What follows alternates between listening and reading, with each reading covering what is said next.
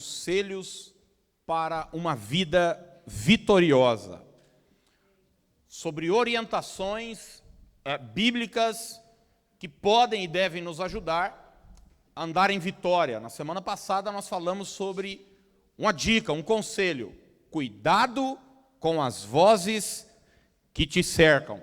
Baseado na história de Ana, em 1 Samuel, a gente falou sobre esse cuidado que a gente precisa ter, em saber a quem ouvir e a quem não ouvir.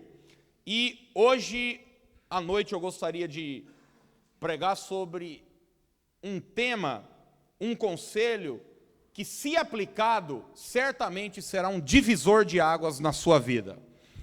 Você já deve ter percebido que a minha mensagem, diferentemente de algumas, eu não estou dizendo que ela é correta e as outras não, mas a minha mensagem costuma ser para depois do culto. Entende o que eu estou falando ou não? É uma mensagem que não se restringe a esse momento, até porque a gente passa 1h30 e, para aqueles que são mais animados aí por semana, talvez 3 horas por semana dentro do ambiente de culto e dezenas de tantas horas fora. Eu acredito que uma mensagem que ela de fato cause mudança na nossa vida é uma mensagem que pode ser usada para quando as luzes da igreja se apagarem, para quando aquelas portas se fecharem, para quando eu entrar no meu carro e ir para a minha vida, para eu usar amanhã no trabalho, hoje mesmo no ambiente familiar. E eu tenho certeza que esta mensagem, certamente, se aplicada, ela será um divisor de águas em todas as áreas da sua vida. O que diz respeito aos seus negócios, ao seu ministério, à sua família, à sua saúde física, emocional, espiritual. O tema do que eu quero falar hoje é: vença as suas desculpas. Vamos repetir isso juntos? Diga assim: vença suas desculpas. Diga aí para o seu vizinho: vença suas desculpas. Lucas 14, 18, diz assim, primeira parte do verso. Lucas, capítulo 14, verso 18. Não obstante, todos a uma começaram a excusar-se. Outra versão diz: contudo, um por um começaram a declinar com desculpas. Desculpa nada mais é do que uma justificativa de culpa. Eu tenho uma culpa, eu fiz algo, sou responsável por algo, mas a minha desculpa me leva a uma justificativa. Desculpa é uma escusa ou um pretexto. Em outras palavras, desculpa é um argumento que eu invento para dizer para mim e para os outros o seguinte: eu tenho razões para não fazer o que eu sei que precisa ser feito. É um argumento que eu me agarro, é uma muleta, é uma bengala, é algo em que eu me apoio para dizer o seguinte: eu não estou vivendo a vida que eu deveria ter, eu não estou fazendo o que eu deveria fazer por causa disso, por causa daquilo. E eu quero hoje dividir essa mensagem minha em 3 partes. Eu vou encerrar dentro do tempo, não se preocupe, para nós podermos nos situar melhor. A primeira parte vai ser sobre as desculpas mais comuns que nós costumamos dar. A segunda parte da mensagem eu quero falar sobre o que uma desculpa pode produzir. E posteriormente eu encerro falando sobre como a gente vence as nossas desculpas. A primeira desculpa mais comum que nós costumamos dar, ela tem a ver com as nossas origens. Repita isso comigo, diga: origens. Se você for rápido na Bíblia, abre em Juízes capítulo 6, por favor, Juízes capítulo 6. Eu quero ler com você só o verso 15. E enquanto você abre, escute o contexto. Israel está sendo oprimido pelos midianitas, são inimigos do povo de Deus. O povo planta e na hora de colher, os midianitas chegam e colhem no lugar de Israel. Basicamente é o seguinte, eles estão trabalhando, mas não estão obtendo o resultado do seu trabalho, do seu empenho, do seu esforço. E a Bíblia diz então que no capítulo 6 Deus encontra Gideão no lagar. E Deus faz a Gideão um chamado, dá a ele uma missão, um encargo para que Gideão seja um instrumento de salvação, de libertação, para que a opressão acabe. Então, o que eu estou dizendo é que Gideão recebe de Deus uma orientação, uma palavra. Mas quando Gideão recebe de Deus essa palavra e essa orientação, o verso de número 15 diz o seguinte, a resposta de Gideão para Deus. E ele lhe disse, ai, Senhor meu, ai, Senhor, já começou a doer, alguma coisa está doendo, né? Com que livrarei Israel? Eis que a minha família é a mais pobre em Manassés, e eu, o menor na casa de meu pai. A minha família é a mais pobre em Manassés, e eu, o menor na casa de meu pai.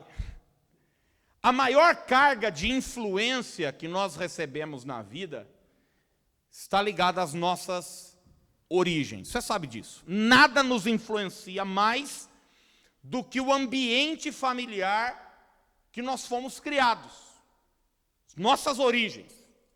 Isso abrange todos os aspectos da nossa vida. Por exemplo, a nossa aparência física. Você não é do jeito que é porque quis ser assim. Você acha que eu sou careca porque eu quero? Você acha que eu sou narigudo porque eu quero? Você conhecer meu pai, você certamente vai descobrir o porquê que eu sou como eu sou. Isso tem a ver com a nossa aparência física, isso tem a ver muitas vezes com a nossa personalidade. Quantas vezes você vê um filho, às vezes um neto, você olha e você diz, meu Deus, eu não sou espírita, mas reencarnou em vida. É igualzinho. Como os antigos diziam, né? Cuspido e escarrado. Você é cuspido e escarrado. Está aqui o Heraldo, um amigo da minha família de anos. Ele, há 2 semanas, veio no culto pela primeira vez. Ele falou assim, cara, você está seu pai escrito. E ele achou que estava me elogiando, né? Mas, enfim. Acabou comigo, porque meu pai está só o pó da rábia.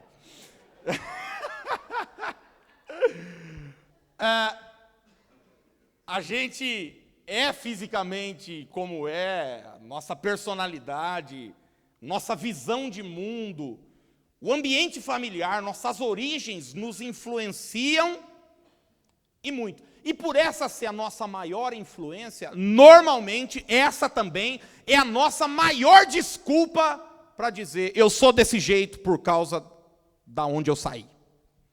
Eu sou como eu sou por causa do meu pai. Eu sou como sou por causa da minha mãe. Eu sou do jeito que sou, eu não sou melhor, eu não consigo me libertar disso, eu não consigo fazer isso por causa da minha família, por causa dos meus parentes, por causa do sangue que eu tenho. Então, é muito comum a gente ouvir, não, em casa todo mundo é assim. Em casa todo mundo é assim. Nunca ninguém prosperou dentro da minha família. Então, quer dizer, eu não vou bem nos negócios, eu não prospero, não é porque eu não quero, não é porque eu não desejo, não é porque eu não venci algumas coisas, mas é porque minha família é assim. Sobre nós existe um karma, sobre nós existe uma uma espécie de praga que rogaram, que nos segura, que nos amarra. Eu sou desse jeito, esquentado, porque eu tenho sangue de espanhol. Quem aqui já ouviu isso? Sangue de espanhol e tal. Você conversa com alguém, está num restaurante mais chique e tal, você fala para a pessoa, viu, fala mais baixo. Falo, não, eu sou italiano. E é curioso como é que a gente assume, muitas vezes, essa nossa origem, justamente, como eu disse, como um karma a ser carregado. A ser carregado. Ano passado eu fiz uma bateria de exames no médico e ele me virou do avesso e me perguntou sobre meu pai, minha mãe, sobre meus avós. E ele me disse o seguinte, ele falou, Aquiles, nunca se esqueça, a genética não é Deus. Ela influencia, mas ela não determina. Ele está dizendo o seguinte, geneticamente, não é porque seu pai, suponhamos, não é o caso, mas teve diabetes, ou morreu de infarte. Isso influencia, é óbvio que influencia, mas isso não determina, não é Deus. Você pode ter atitudes corretas, você pode ter um estilo de vida que vai superar essa possível influência negativa que você recebeu das suas origens. Quem está entendendo o que eu estou dizendo? E é interessante que você pode entender essa fala e carregá-la para qualquer área da sua vida. Mas muitas vezes a gente fala, não, o casamento dos meus pais não deram certo, é por isso que o meu também está desse jeito. Meu pai sempre bebeu, é por isso que eu sou assim, minha mãe isso, minha avó aquilo. Mas eu quero dizer para você que você não precisa continuar com a história desse jeito. Gideão recebeu de Deus um encargo e sua desculpa para não fazer o que precisava ser feito foi essa.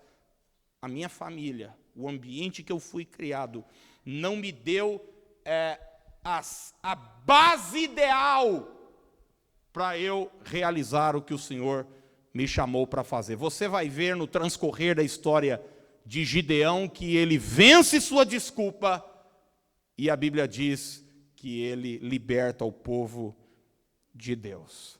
Sua desculpa de origem, hoje, em nome de Jesus, vai cair por terra pelo poder do Espírito Santo.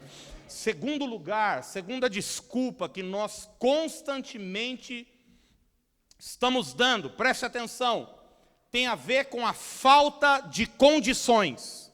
Repita isso comigo, diga, falta de condições.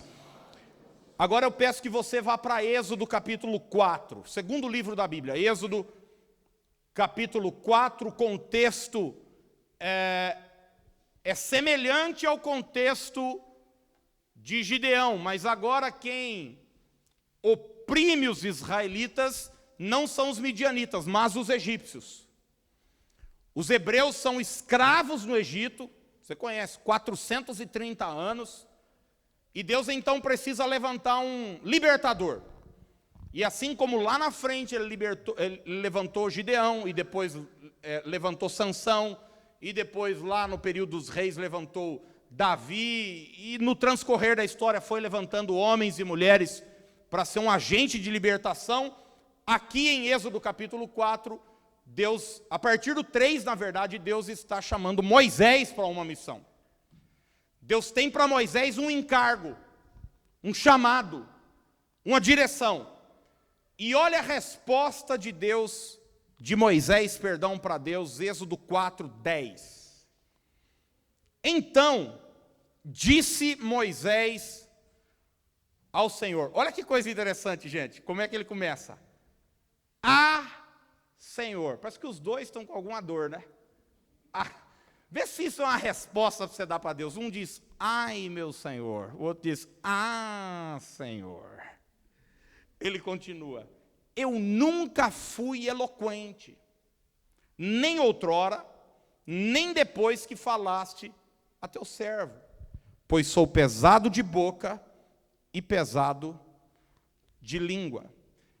Se a primeira desculpa tem a ver com nossas origens, com o lugar de onde fomos tirados e criados, a segunda desculpa aqui apresentada tem a ver com a falta de condições.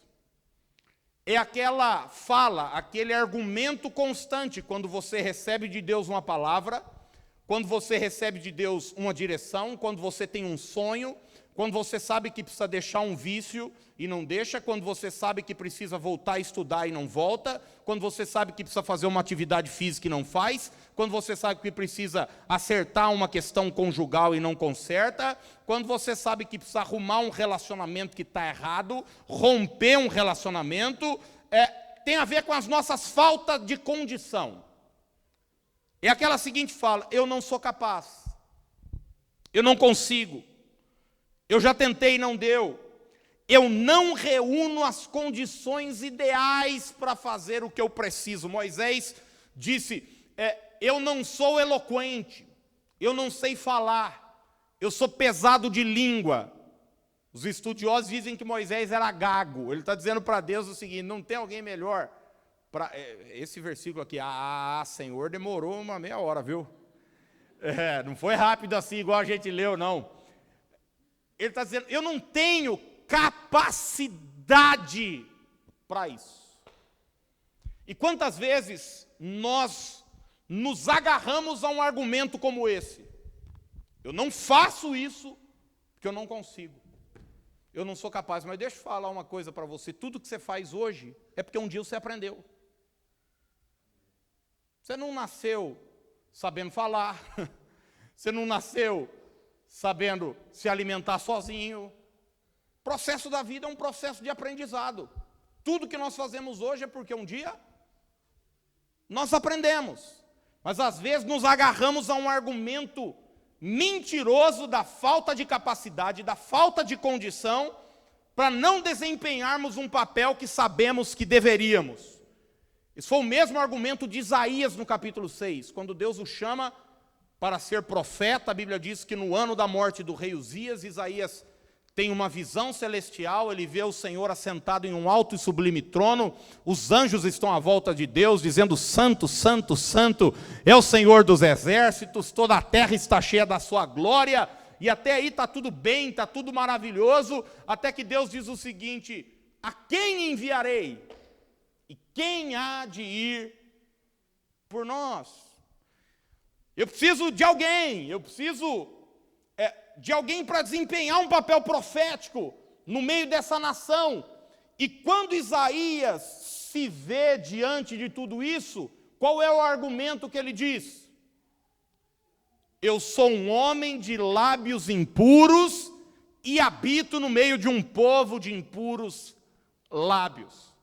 Ou seja, interessante que o Senhor precisa de alguém, mas eu não sou a pessoa ideal.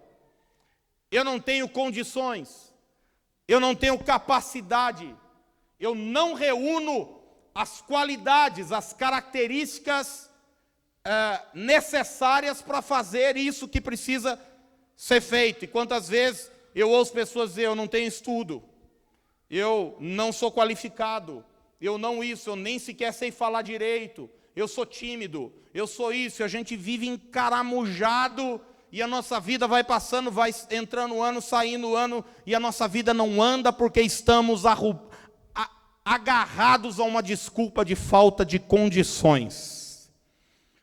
Quando na verdade falta de condição nunca foi problema para Deus, porque o pouco com Deus é muito. Você lembra dos discípulos no deserto?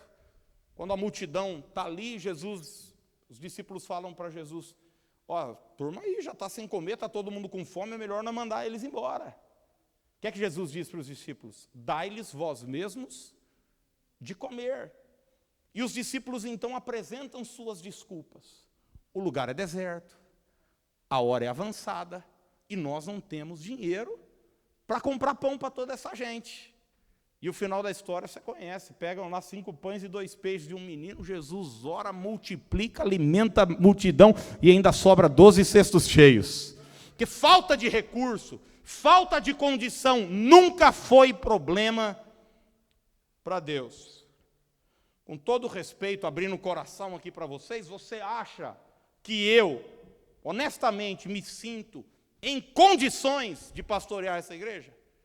Humanamente falando, olhando para mim, eu olho para o auditório aqui às quintas, aos domingos, tem pessoas aqui que moraram fora do país, falam 2, 3 idiomas, tem MBA, doutorado, faculdade, não sei o que lá, o diabo a quatro. Eu nunca, mas nem no Paraguai eu fui.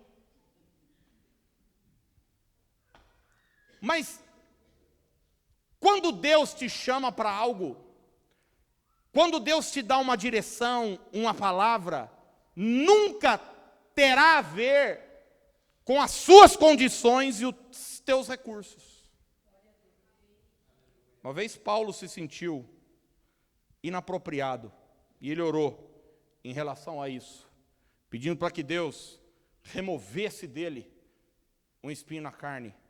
Diz: Deus, eu não tenho condições de continuar com isso.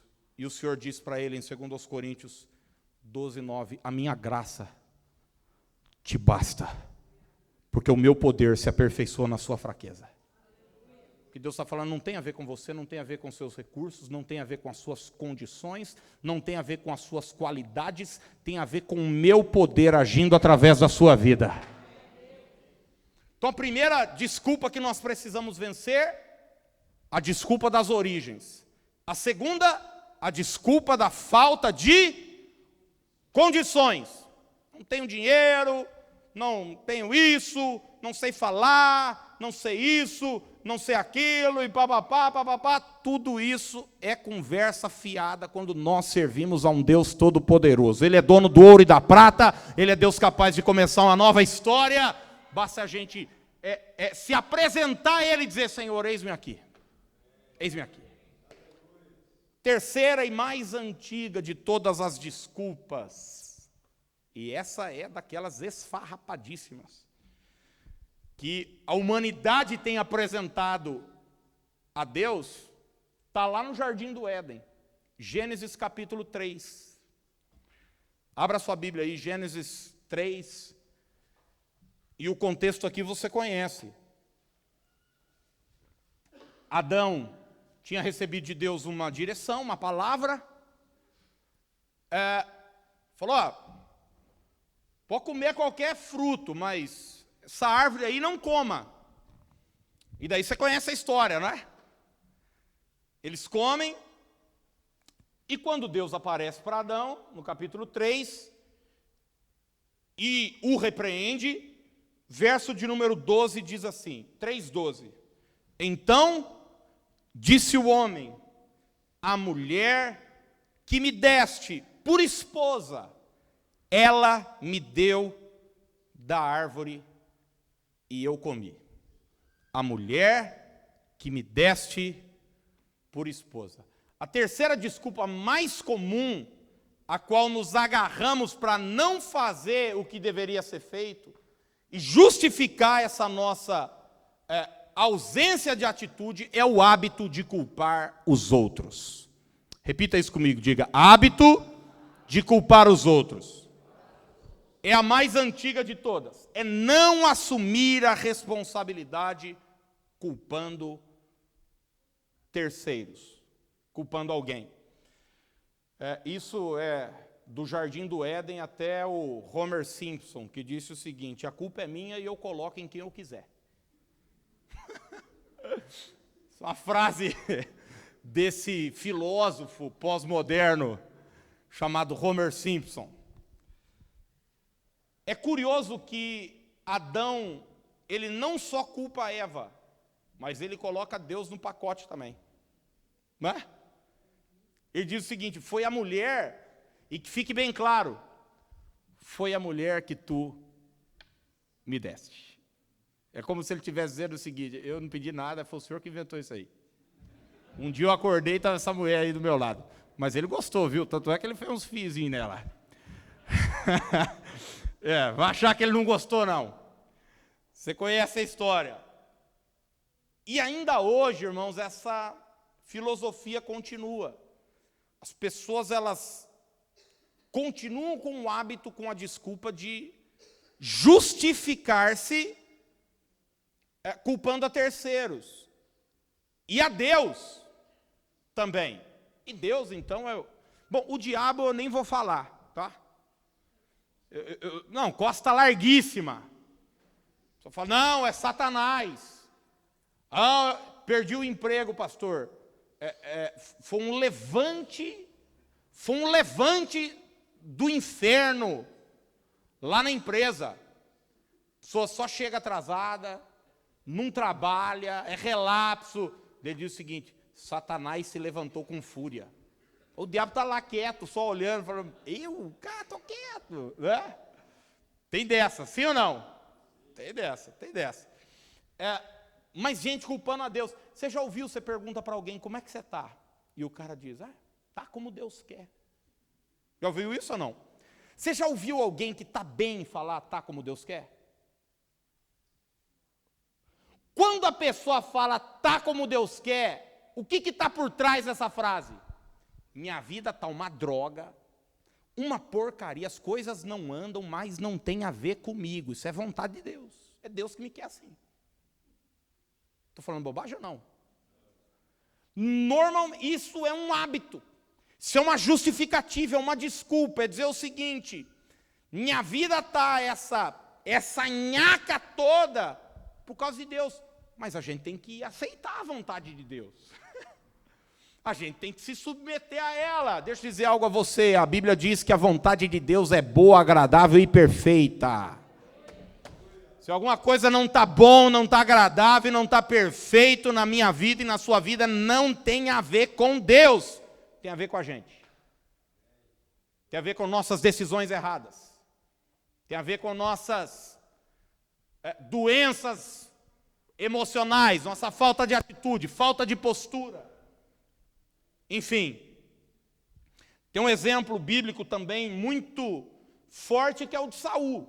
Saul você vai ver. Saul, quando é repreendido pelo profeta Samuel, depois leia em casa 1 Samuel capítulo 13, a partir do verso 8. Ele oferece sacrifício, ele não poderia fazê-lo, porque isso não é uma atitude política, é uma atitude espiritual, um encargo espiritual. E Samuel pergunta, o que você fez? Ele falou, você não chegou nos dias aprazados, eu não obtive a benevolência do Senhor, e os inimigos estavam acampados em Miquimás. E o povo estava se espalhando daqui. Forçado pelas circunstâncias, eu ofereci o holocausto. Saul culpou o mundo todo, o globo terrestre. Ele culpou o profeta Samuel, ele culpou a Deus, culpou os inimigos, culpou o povo e o momento, as circunstâncias. Todo mundo era responsável, menos ele. E daí o profeta Samuel, em outras palavras, falou, essa conversinha mole pode colar com os outros, mas com Deus não cola, o seu reino vai ser rasgado a partir de agora. Deus não rompeu com Saul por causa dos seus pecados. Deus rompeu com Saul por causa da sua falta de capacidade de assumi-los. Porque Deus não tem problema com o nosso pecado. Ele já providenciou graça suficiente para isso. Deus tem problema quando nós, ao invés de nos arrependermos, apresentamos a Deus uma justificativa. E essa foi a fala de Adão, essa foi a fala de Saul, e essa tem sido a fala de N pessoas. Por que seu casamento está assim? Minha esposa. Não, meu marido. Não, meus filhos. Não, é uma vizinha que fez uma macumba. Não, eu tenho uma tia que ela trabalha com voodoo. Não, mataram uma galinha preta não sei aonde. Eu não estou dizendo que essas coisas não existam. Mas eu estou dizendo para você que você não pode viver agarrado numa desculpa de ficar culpando os outros por sua vida estar do jeito que está. Eu sei que é uma coisa que a gente não gosta de ouvir, não tem problema. Deus precisa falar. Teve um prefeito em Nova York, muitos anos, chamado Giuliani. Já deve ter ouvido falar dele. Foi o cara que revolucionou a cidade de Nova York. Dizem que na mesa do Giuliani tinha uma placa, escrita uma frase, sou responsável. Sou responsável. Acabou. daqui não passa, eu não posso jogar na costa de ninguém. E eu quero dizer para você, como eu estou dizendo para mim também hoje, que nós somos responsáveis. Aquilo que nós estamos colhendo é resultado da nossa o quê, irmãos? Da nossa semeadura. Aquiles, não, misericórdia, não fala isso para mim, não. Ué, não estou eu que estou falando, não. É o apóstolo Paulo que falou. De Deus não se zomba. É curioso que quando a gente está colhendo coisas boas, o que a gente fala? Não, também eu tomei atitudes corretas, eu plantei coisas boas. Mas na hora que aparece os carrapichos, a gente diz, não, foi alguém que entrou no meu terreno e jogou umas sementes. Não, essa desculpa é uma desculpa antiga de terceirizar a responsabilidade, é o hábito de culpar os outros. Existem 3 coisas que uma desculpa produz, e eu vou ser rápido agora para nós encerrarmos e orarmos. A primeira coisa que uma desculpa produz paralisia. Diga, paralisia. As coisas não andam, porque eu tenho uma desculpa. Então, por exemplo, você sabe que precisa fazer uma atividade física. Você fala, não tenho tempo. O Silvio Santos tem tempo. O Abílio Diniz tem tempo. O João Dória tem tempo. Mas você não tem. O dia seu é menor do que o deles. Se você for na Exalc, tem gente lá andando. Tem um amigo aqui da igreja que ele todo dia, 5 da manhã, está na Exalc. Anda lá. 1h30. Eu também eu acho que a pessoa também é misericórdia. Não precisa, não é para tanto também, não. Bom, mas enfim.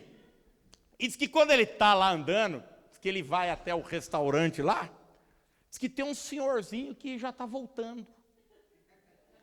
E ele estava encafifado. Eu falei, mas gente do céu. Daí um dia ele acordou mais cedo, 4h30. Falou, hoje eu ganho daquele velho lá. Hoje... que ele chegou, que o senhorzinho já estava lá, e falou, que hora que esse homem chega aqui? 2 da manhã? 2 da manhã, não é possível. A verdade é o seguinte, quando você arruma uma desculpa para não fazer algo que você precisa fazer, isso aqui é só um exemplo, você paralisa a sua vida, as coisas não andam. A desculpa é isso, ela te trava, ela te para. Segunda coisa que uma desculpa produz, uma desculpa inibe o potencial. Repita comigo, diga, inibe o potencial. Você já deve ter visto N pessoas lotadas de potencial, mas com a vida pequena. Por quê? Estão agarradas nas suas desculpas. Fala, poxa, o cara, olha, inteligente, sabe falar, bom de relacionamento e tal. Por que a vida não... O que acontece? Ele tem sempre uma justificativa, ele tem sempre o hábito de estar culpando os outros, de culpar a família, de dizer isso, de dizer aquilo. Por quê? Porque o potencial, gente, é como uma semente. Posso ter aqui no meu bolso uma semente de sequoia. Sabe o que é sequoia, né? A maior árvore do mundo, pode chegar a 80, 90 metros de altura. Ela tem o potencial para ser uma grande árvore. Mas se eu não lançar na terra, não vai acontecer nada. Você ter potencial não significa nada, se você não exercê-lo. Então, a desculpa, ela faz isso, ela inibe o seu potencial. E, em terceiro lugar, a desculpa interrompe a possibilidade de mudança. Vou repetir, a desculpa interrompe a possibilidade de mudança. Você precisa mudar, você precisa romper com um vício, você precisa fazer algo, iniciar uma nova etapa na sua vida acadêmica, profissional, estudar, enfim. Você se agarra numa desculpa. O que é que você está fazendo? Você está interrompendo um processo de mudança que pode começar na sua vida. Agora, como é que a gente vence as nossas desculpas. Como é que a gente consegue passar por cima de tudo isso, já que ela é tão prejudicial na nossa vida? Eu quero deixar uma frase para você, que atribuíram a Roosevelt, eu não sei se é dele, mas é uma frase carregada de princípios bíblicos, que podem me ajudar e te ajudar a vencer e superar todas as desculpas. E pode acreditar, quando você as superar, você certamente começará um processo de transformação na sua vida. Você pode dizer amém por isso ou não? Amém. E a frase é a seguinte: faça o que você pode com o que você tem, aonde você está. Faça o que pode com o que tem, onde estiver. Então, a primeira coisa que eu preciso perguntar para mim é: o que eu posso fazer? O que está nas minhas mãos para fazer? Ah, eu não tenho isso, eu não tenho aquilo. Nunca a vida da gente vai estar 100%. Sim ou não? Nunca vai estar. A gente nunca vai ter as condições ideais para fazer o que a gente acha que deve ser feito. Não, mas faça o que você pode. Talvez você não pode fazer uma academia com um personal trainer do seu lado, dizendo, vamos lá, tal. Mas você pode botar um calção e andar aí na rua, pronto, num parque, em algum lugar. A gente fala, não, mas eu não tenho uma esteira. Não é desculpa, faça o que você pode. Faça o que você pode. Ah, não, mas eu não consigo estudar porque eu não tenho dinheiro para comprar os livros. Hoje em dia, com a internet, está tudo escancarado à disposição. O que é que você pode fazer? Faça o que pode, com o que você tem. Então, Deus nunca vai perguntar o que é que você não tem. Deus sempre vai perguntar o que é que você tem. Ele perguntou para Moisés, o que é isso na sua mão? Moisés falou, um cajado. Ele disse para Pedro o seguinte, volta para o mar e lança as redes. Tudo que Pedro precisava estava dentro do barco dele. Eu quero dizer para você que tudo que você precisa para provocar uma mudança e uma transformação que você deseja e Deus deseja na sua vida, já está dentro do seu barco. Não está fora. Não é um amigo, um parente, um familiar que vai. Não, já está dentro de você. Faça o que você pode com aquilo que você tem, no lugar em que você estiver. Onde que você está? Plante sua semente. Olha, irmãos, eu me lembro de quantas vezes eu queria pregar, mas não tinha lugar para pregar. Meu pastor não me deixava pregar. E daí, de vez em quando, apareciam uns cultos assim, numa casa, não sei aonde, faltava meia hora para ir, ele me ligava e falava, eu não vou, vai lá pregar. Eu ia lá, pregava. Quantas vezes eu chegava na casa, a dona da casa, nem ele me ligava, a dona da casa falava, o pastor não vem hoje, ele falou que é para você pregar. Faça o que você pode, com o que você tem, aonde você estiver. Eu já dei esse testemunho para vocês, que o meu desejo, há 5 anos, em 2012, quando nós fomos dar o pontapé inicial aqui na comunidade, foi de começar do jeito que nós estamos hoje.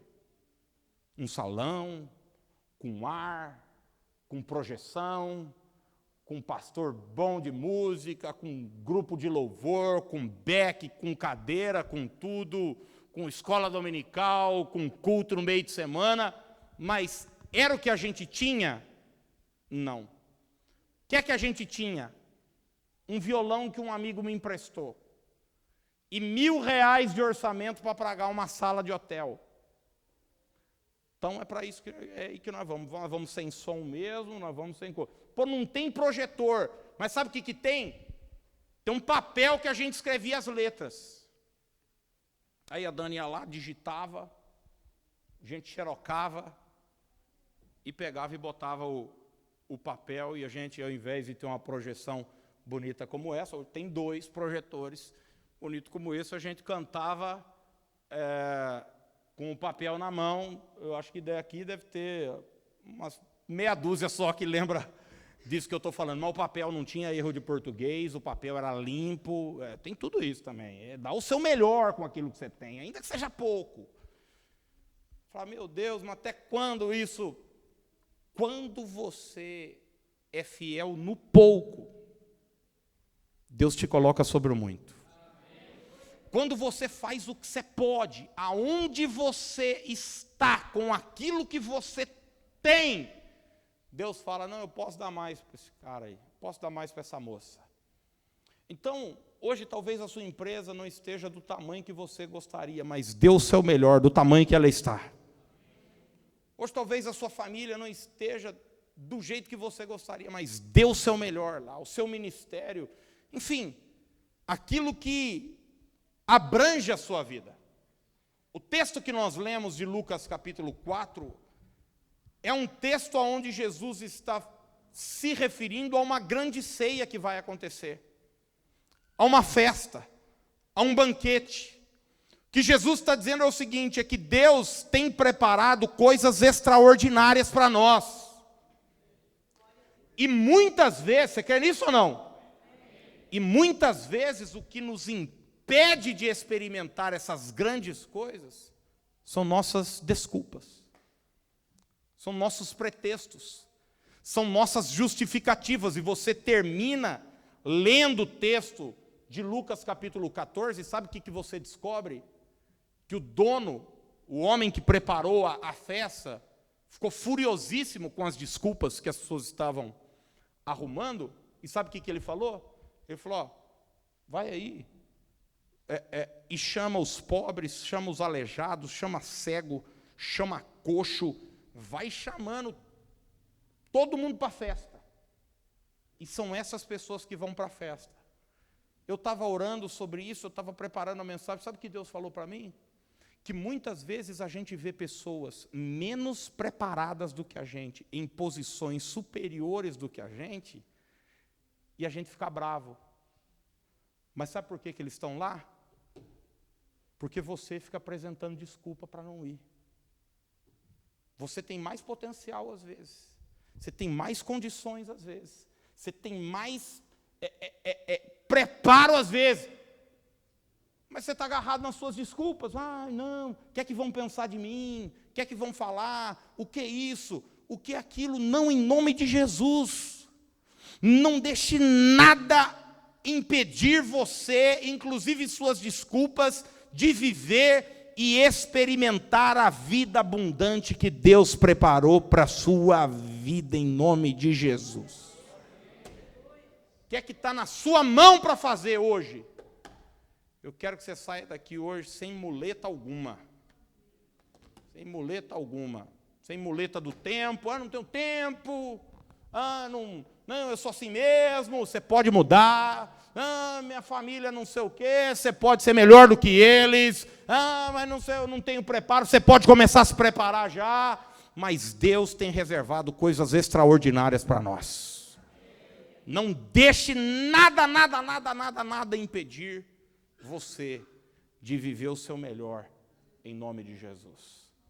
Deixa eu dizer, todos nós temos essas desculpas. Paulo fala em Coríntios que a nossa batalha, ela se dá na nossa mente. A mente é o campo de batalha. E Paulo usa a seguinte expressão, ele fala sobre sofismas. O que são sofismas? São pensamentos, são ideias, são argumentos que têm uma aparência de verdade, mas no fundo não são. O que Paulo está me dizendo e te dizendo hoje à noite é o seguinte, é que antes de qualquer atitude sua, antes de qualquer postura sua, de processo de mudança na sua vida e na minha vida, nós estamos batalhando aqui na nossa mente. Eu sei que enquanto eu estou pregando, um monte de gente fica brigando comigo na cabeça. Sabe? Você não conhece meu pai, você não sabe o que ele fez para mim, você não conhece minha mãe, você não conhece minha ex-mulher, aquela jararaca, você não conhece meu ex-marido, você não sabe a minha história, você não sabe o que eu fiz, você não sabe o que me fizeram, você não sabe dos abusos, você não sabe da dor, você não sabe do sofrimento. E a gente já está com os nossos argumentos prontinhos aqui, preparados. É aqui a batalha. Sabe o que isso são? Só desculpas para te deixar no lugar onde você está. E hoje, eu estou aqui em nome de Jesus para te incomodar. Para dizer para você o seguinte, meu amigo, enquanto você não jogar isso fora, nada vai mudar. E a gente fica, Deus, não, faça o que você pode, com aquilo que você tem, no lugar, talvez você não esteja no lugar onde você gostaria de estar, mas que bom que você está a caminho, que bom que você hoje já está melhor do que ontem, você já deu um passo a mais, que bom que você já tem mais sabedoria, que bom que, sabe, você já andou, já caminhou, e certamente um passo de cada vez com a ajuda de Deus, daqui a pouco você vai chegar no lugar onde Deus projetou e planejou para você.